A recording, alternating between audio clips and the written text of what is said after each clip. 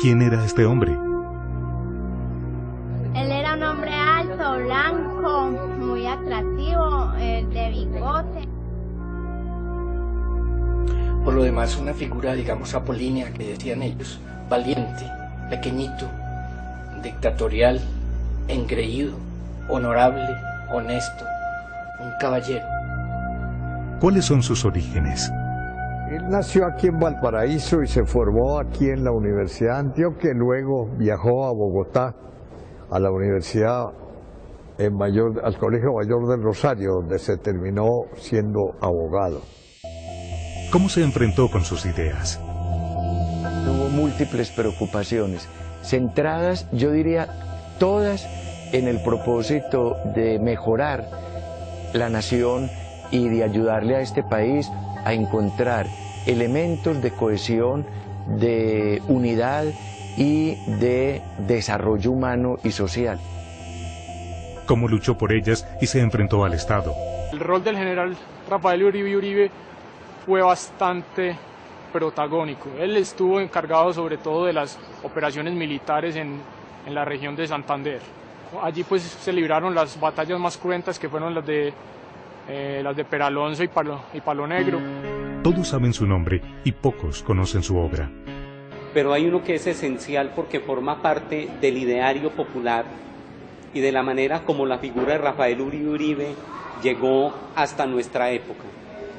Y es un Rafael Uribe fundamentalmente oral, que ha venido de la tradición de la leyenda política, pero el que encarnó, digamos, igualmente personajes que eran contemporáneos y que dentro de la historia del siglo XX también figuraron de esa manera. Por ejemplo, Pancho Villa. Muchos saben su muerte y muy pocos el contexto.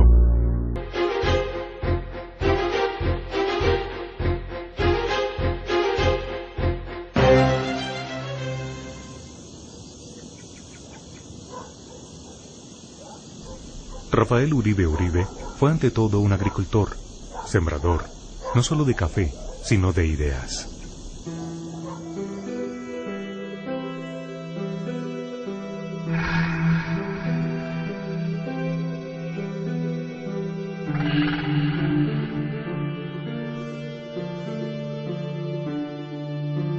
Venía aquí a descansar y entonces ya empezó a abrir esto que eran montañas. A mediados del siglo XIX, la economía de Colombia giraba en torno a dos actividades: la minería del siempre codiciado oro y la agricultura, que del cultivo de la virtuosa quina pasó al entusiasmo por los aromas del tabaco y luego, por fortuna, al del café. Cuando él se decidió establecer su hacienda Gualanday aquí en el municipio de Fredonia, una hacienda de más o menos 300 hectáreas, él ahí aprendió lo que era el cultivo, el manejo de las variedades, toda la técnica, el ritual del café asociado con lo que es el beneficio y uno de los temas más importantes, el trato directo con los trabajadores de la finca.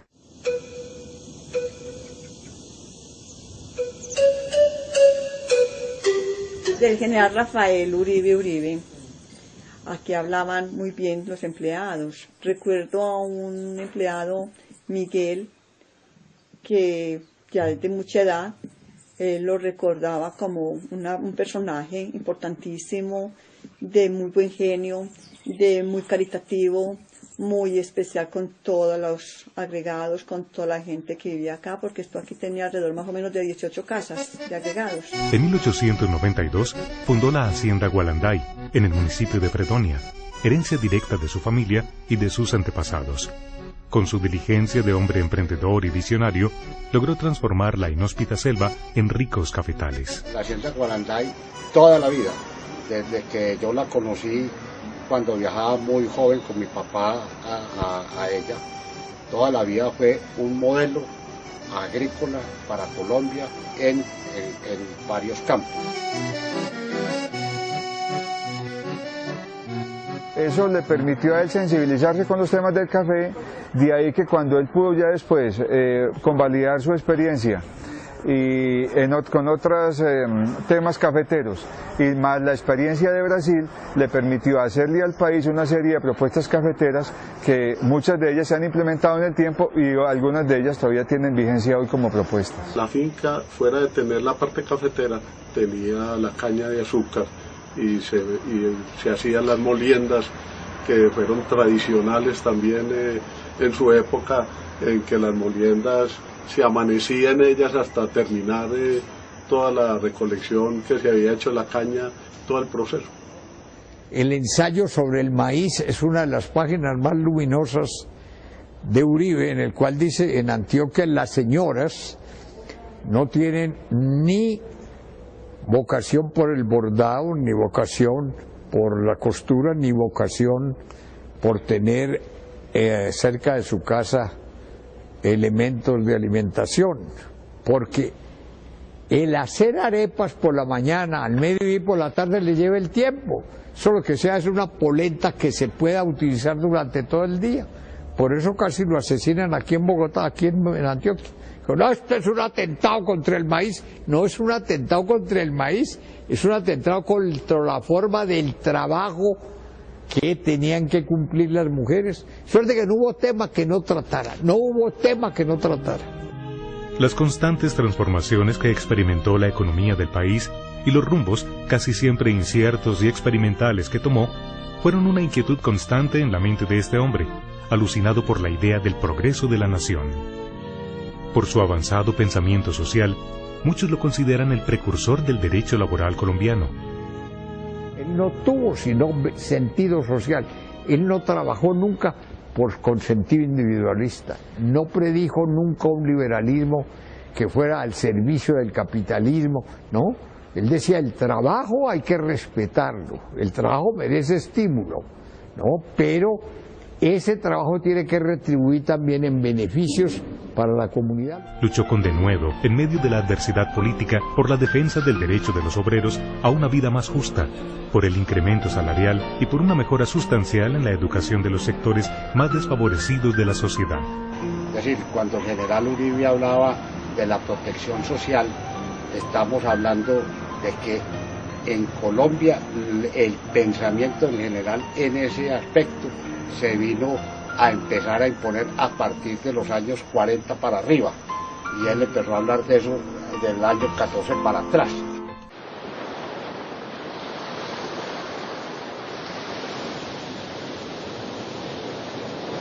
En plena guerra civil, Uribe va a Nueva York, examina la situación de Panamá y dice: se va a perder. Y se lo dice a Carlos Martínez Silva, que era el embajador. Mandó 3 manifiestos. Y el señor Roquín, ¿qué dijo? No le pongan bolas a Uribe, que no representa nada dentro del país. Es que eso es el desprecio por el país, por los hombres del país, por quienes significaban la ideología y la orientación general de la República. Eso es muy grave. Eso tiene que cobrarlo el país históricamente.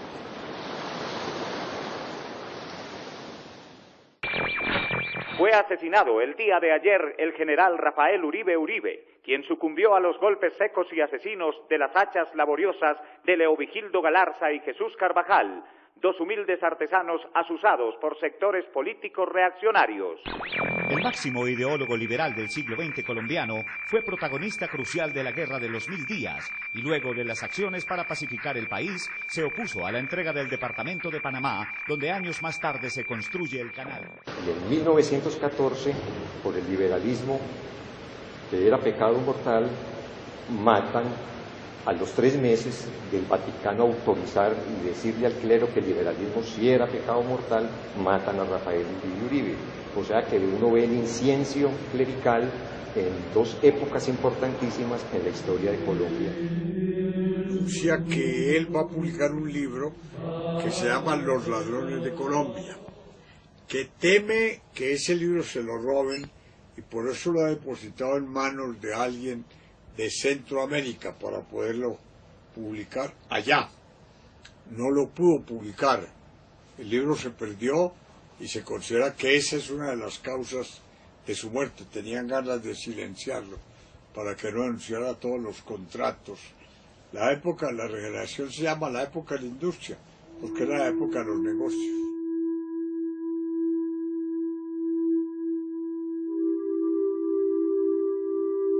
Y que Lucifer lo tenía blindado y no le entraban las balas, entonces que para qué se le disparaba con balas, y entonces había que darle un hachazo. Mire usted la misma necesidad de sacar a Rafael Uribe de las estructuras de poder.